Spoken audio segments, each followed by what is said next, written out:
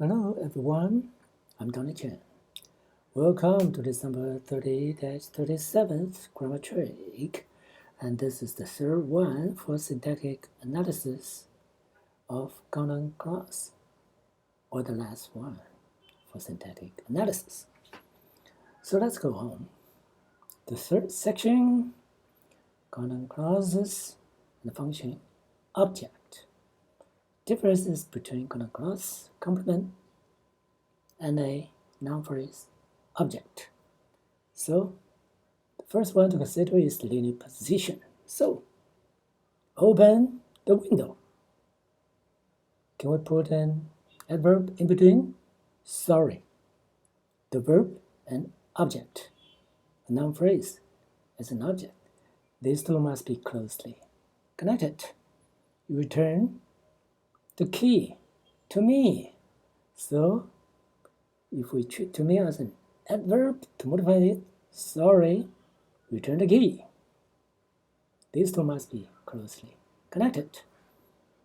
And deny abruptly that. So verb and common clause acting as its complement, verb complement. And there can be an adverb. Imagine to me that, yep, verb complement. Common clause acting as a verb complement. And again, we can put adjective. A prepositional phrase acting as a adjective. Modify this verb. And then the second reason, differences in complement verbs. So the verb, this verb can take common clause, and it cannot take a noun phrase as its complement. And again, for vouch, it can take a common clause as its complement. And vouch cannot take a noun phrase as its complement. And then some more. Gonna be water that they feel aggrieved. Yep. The original one is we water. They feel aggrieved. And we change that using passification and using it. So it's like extraposed subject. The common clause is like extraposed subject. It has been charged that, again, like extraposed subject, common clause. And the original one is we charge that. So it can be pacified or extraposed. And contrast between noun phrase object and noun phrase obliques. That means the object and the noun phrase, the object and its complement verb. In between, there's a prep or preposition. You reject it at and then object. So oblique object preposition. And how about common clause? Sorry, the preposition must be omitted in order to let it be combined with a common clause acting as its verb complement. So, the object and obliques not applicable to the common clause. He said some cruel things, noun phrase. Insisted on an adjournment. Okay, noun phrase. But how about common clause? He said to Tony, common clause. He insisted that we adjourn. Common clause. So they have nothing to do with each other.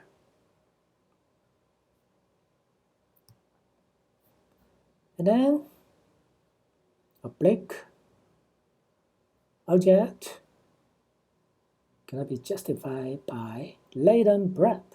Okay, invisible prep. Can it be there? There is still a prep, but it's invisible. Let's check. Complete restitution was insisted on by the principal. Okay, noun phrase. The drug safety we can vouch for on the basis of long experience. Okay. Sorry, the MP should be within the parentheses. Today, should all wear hats and blazers was insisted on by the principal. Okay. That the drug is harmless, can vouch for on the basis of long experience. Well, these two sentences rarely happens. Rarely happens. So, insisted on, okay, noun phrase. Vouch for, noun phrase. That's normal.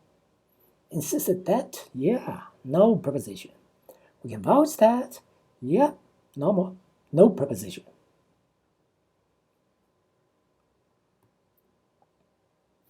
And then marginal status if we use pseudo-cleft. Let's check. This is a fused relative.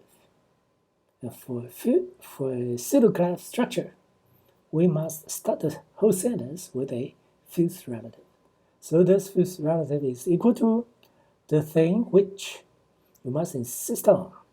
The thing which you must insist on. So stranded prep is possible because insist on something which. So the complement, noun phrase complement for this preposition on is the first part of this fused relative. So pseudo-clef construction, they can take stranded prep. So for this, what I like about your watch is a adjunct. So what I like is something which I like. I like something.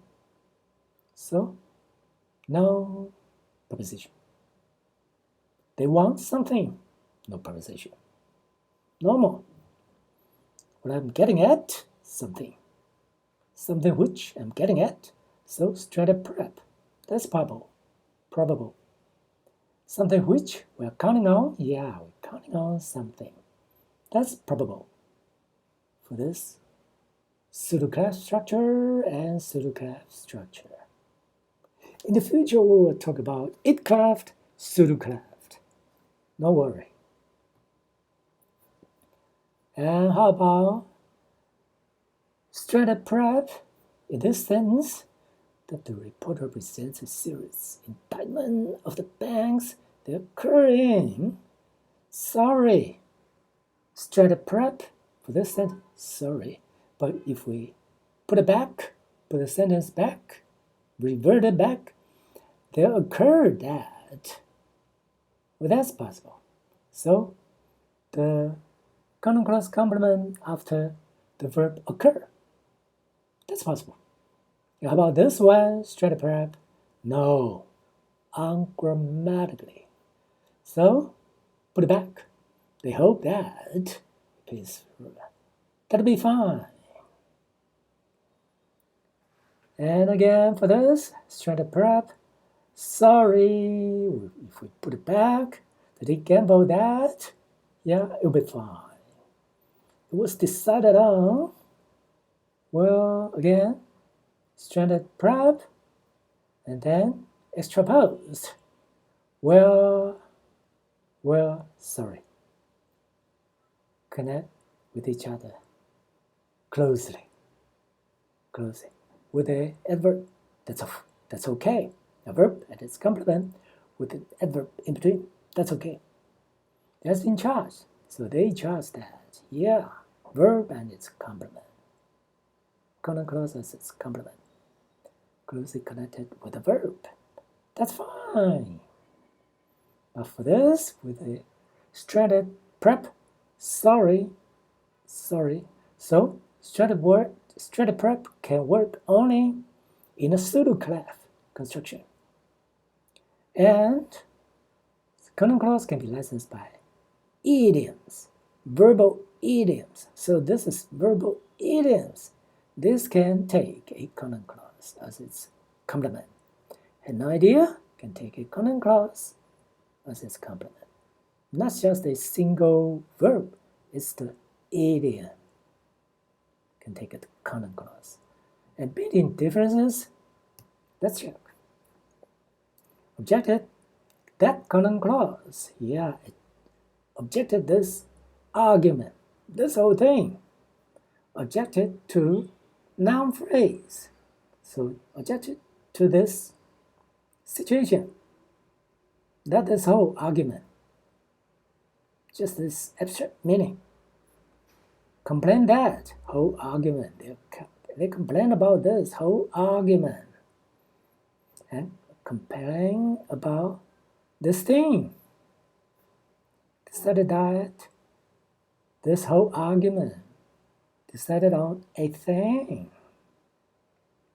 So meaning difference. Explain that. Yeah, explain can take a common clause. Explain the motion, so it's a noun phrase. This is a prepositional phrase acting as a modifier, modifying this noun phrase. I understand an argument. I understand a noun phrase. So the meaning is different to each other. So conclusion, common clause cannot be compared with a noun phrase. They're just unique to each other. And how about coupler? Intransitive coupler and transitive coupler. Or we can say complex coupler or simple coupler. Construction, let's check. Its behavior is strange. So, common clause is strange. That's fine. Is it strange that? Yep. Extraposed subject. The subject, common clause subject, can be extraposed. Is it strange? How about isn't that? Well, isn't it strange? That's fine. Isn't that? Sorry, the common clause must be initialized first, in the first position. And how about complex coupler or transitive coupler? I find his behavior strange, so his behavior is strange. Object, objective PC. Sentence type 4. So I find it strange that. So the object must be postposed or extraposed. Extraposed object. And this extraposed subject. So if the object is a common clause, it must be extraposed to the end of the clause. We cannot put it in the middle, at the original place of a object. Sorry, must be extraposed. Or preposed.